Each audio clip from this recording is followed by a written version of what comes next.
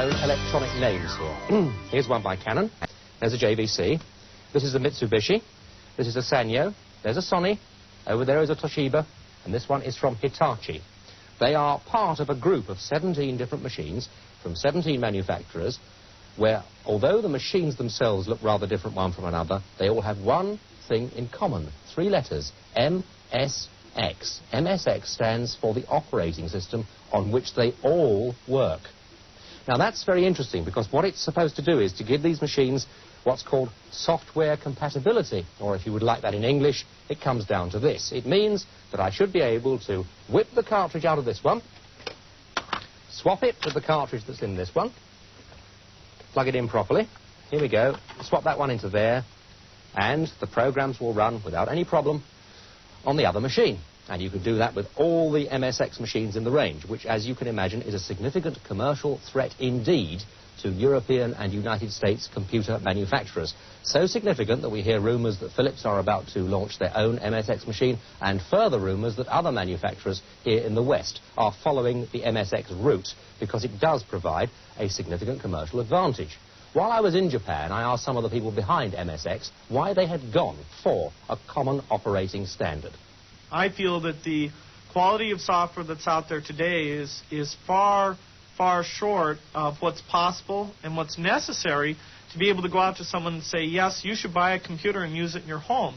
Frankly, the home market isn't tapped. We're still only selling to the people who are curious or worried that their kid might fall behind. And we have to encourage innovation in the most important area, which is the software area. And MSX is an incredible aid to that. Also, on the hardware side, by having a standard interface between software and hardware, where the hardware is very high volume, the chip companies can go off and build specialized chips that take the functions that originally on MSX are being done with 20 chips and slowly but surely work that down to a single chip so the price of the product can be low enough that it'll be built into the TV set someday. Does the introduction of MSX, in your view, represent a move towards very many fewer computers using fewer systems? Well, yes, that's absolutely the key to MSX. It's kind of what we call Tower of Babel, where you end up with a lot of software instead of a few very, very good focused packages that really sell in high volume. Everyone agrees that there will be fewer computer standards. And in the U.S. market at the high end, the so-called IBM PC compatibles are reducing the amount of variety there. In the very low end, MSX will reduce the amount of variety. Instead of all these MSX manufacturers having different machines, they'll all have compatible machines. So over time, there'll be some consolidation to allow the software industry to do what it has to do. One thing to keep in mind about MSX is there's actually quite a bit of variety. On top of the base level standard, people can put in their own extensions, whether it's music or videotape interface, and the amount of memory that's built in, the way the keyboard's done, allows for substantial variation while maintaining the ability to run the same software. And so people should look around as these come out and decide which one is most appropriate. There is a small computer called a video game computer. There is a home computer. There is a personal computer.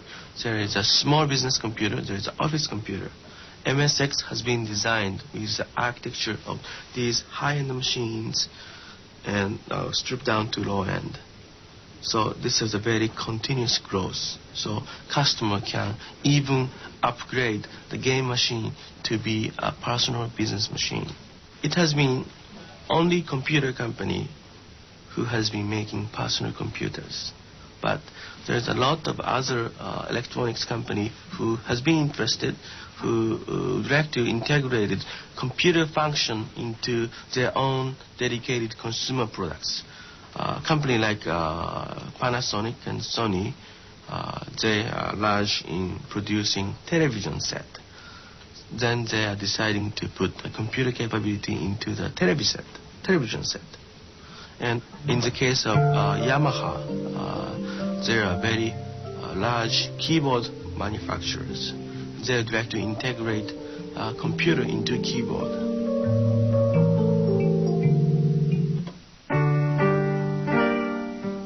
lot of new consumer products coming, like a compact disc, the video disc, video tape, music stereo, keyboard. A lot of electronic consumer products is going to be integrated. Well now, here at the computer fair at Earl's Court and watching that item on MSX with me, Sir Clive Sinclair. Sir Clive, MSX, is it music to your ears or does it represent a significant commercial threat? Certainly not a commercial threat to us. I mean, it's quite clear what's happened here. Japan and America have both, strangely as it may seem, failed to do anything like as well as Britain in the personal computer business. They've suffered very badly from this. The Japanese companies, Sony and many others, have tried again and again to enter the British market and succeed here. They've tried again and again to enter the American market and succeed there. They haven't done very well there. So they've got together to try and form a common standard. They've had that common standard in Japan now for a year or so, hence all these computers. But what should be realized is that all those companies together, all of them, throughout Japan, make fewer computers than Sinclair Research on its own. At the moment, but surely the threat comes when people start going into their high street electrical stores and seeing well-known names, the Sanyos, the Sonys, the Toshibas, offering computers next door to their accepted electrical goods. Fine, yes, it's like, but what happens is this, it's just as if all the car manufacturers have got together and said, let's all have the same engine, the same gearbox, the same axle, and let's use the one that was designed 5 years ago. Won't that be great, you know? Nobody will have to bother about it, you know, they'll all take the same spare parts. But it'll be a 5-year-old car and they'll all be the same. All right, well now let's turn to something that wasn't designed 5 years ago, the QL. We have a number of queries about the Sinclair QL that have come in over our electronic mail. This is typical of many, from Dale Adgett, who lives in Exeter. And he says this: could you please ask Sir Clive 2 questions. Why the QL has no cassette port, and why it has half the operating system sticking out of the back of it? Right. It has half the operating, or had half the operating sticks sticking out of the back, because we issued some early ones in that form. That's no longer the case. They're all built into the machine. All right, let me just stop you there then. For those early ones, are you going to update them for the people who bought them, Absolutely. or are they lumbered with it? Absolutely. No, we told them that I'm afraid they were guinea pigs in a sense. We thought they'd like a machine early rather than no machine at all. They had the machine with a bit sticking out, but that'll be updated as soon as possible, very soon indeed, in fact. Right, what about the cassette port? There's no cassette port because there are 2 micro drives built in. And, of course, they'll do the same job much faster, 10, 20 times faster. Don't you think it's a little sad that people who have Spectrum software on micro drive can't just plug it into the QL? Oh, well, it may be sad, but you see, that's really what MSX does. If it was MSX, you could do that, but you'd have a 5-year-old machine. Now, this machine is roughly 20 times as powerful as the Spectrum. And the Spectrum, by the way, is 2 or 3 times as powerful as the MSX machines. So those are the sort of standards we're talking about. If you've got this enormous leap, there's no way you can do this, any more than you could plug a Jaguar engine into a Mini. Nobody's ever disputed your capacity as a salesman, sir. Now, the other question that we've had this from lots of people. Lovely machine, where are the manuals? Well, I'm sorry about that. It was a blunder. We sent out some manuals with some of the pages missing. But that's all been corrected. Every single person that had a manual has had it updated. You said it. Thank you very much. Thank you. Last year, over 50,000 people visited the computer fair here at Earl's Court. And this year, the organisers are hoping for an even greater attendance. Now, the show's open until Sunday evening if you want to come along. We've been taking a look at some of the show highlights. Here's the Commodore stand, so let's take a look at what's new. Well, the old favourites are still here, the VIC-20 and the Commodore 64. There are also 2 newcomers. There's the Commodore Plus 4 and the Commodore 16. And with me is Gail Wellington from Commodore. Now, Gail, it almost looks as if these 2 new products are going to be replacing the 2 existing ones. Is this going to be the case? Definitely not. In the past, Commodore has attempted to discontinue products. We've learned from experience that we should not do that. As long as customers wish to buy the VIC-20 and the Commodore 64, they will be available. And as you know, the Commodore 64 in particular is very popular these days. Now, for all the people who already have a Commodore 64 and wish to purchase this machine, say, instead, will their software be compatible? We've learned from experience again that the majority of our customers are first-time buyers. Though the upgrade market is much smaller, the computers you see here are not compatible with 64 software, but offer additional features over the 64 and the VIC-20. Now, when are these 2 new products going to be available? The Commodore 16 will be available in quantity in September, and the Plus 4 very shortly thereafter. Gail, thank you very much. Thank you. Well, here's a small surprise. GEC and Dragon on the same stand. In fact, this is GEC's stand. Dragon went bust 2 weeks ago. It owes something like £4 million to its various silicon chip suppliers, and obviously they're not happy about it. However, I'm told that two companies, GEC itself, which distributes it, and Tandy, who made the original colour computer on which the Dragon is based, are both interested in buying it. So I'm fairly sure there will be a company around in 2 years' time. The question is what it'll be making. They have a secret machine, an MSX machine, which they hope to launch for Christmas, and quite possibly whichever company takes over the company will be interested in doing that. If you yourself own a Dragon, there's no point in becoming totally panic-stricken, except, of course, the small possibility that between now and Christmas, Dragons will sell for half what you paid for them.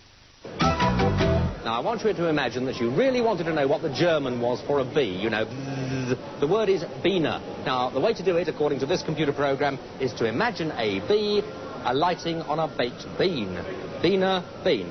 Got it? Mike Grunenberg reckons you should have got it. Are you serious, Mike? Absolutely. There's a long history of work in psychology which shows that this is a very effective method for learning vocabulary. For example, we've got the example here of bee and Biene, but Right. if you wanted to learn cow in Spanish, the Spanish for cow is vaca, so you imagine a cow with a vacuum cleaner cleaning the field and so on. What an interesting image. Now, how many languages can I get it in, and how many words in each language? Well, you can get it in 4 languages, French, German, Spanish and Italian, and there are between 350 and 400 words, plus a basic grammar to enable you to string it together so that, for example, you can ask, where is the toilet? Or say, I have a pain in my stomach, where's the doctor? And where's the toilet? Useful questions, in fact. Now, tell me, this then is obviously not to become fluent in the language, but to help, what, the tourist or the businessman? Yes, the businessman who wants to be abroad next week and wants to show his host that he's made some effort to learn the language. And it's also for the kid who perhaps finds it difficult to learn at school by conventional methods and finds this an easier way of doing it. Mike, thank you very much indeed. Lurking here, Mike Thorne. Mike, what do you think of it? Well, I think we should put it to the test. And indeed, we'd like you to try the software. The first 50 people who write to us will get a free copy, provided you're prepared to let us know in about 10 days' time how you get on with it. You need to have either an Oric, Commodore 64, Spectrum or BBC Micro. If you've got one of those, drop us a postcard. The address is Database, Thames TV, London W1.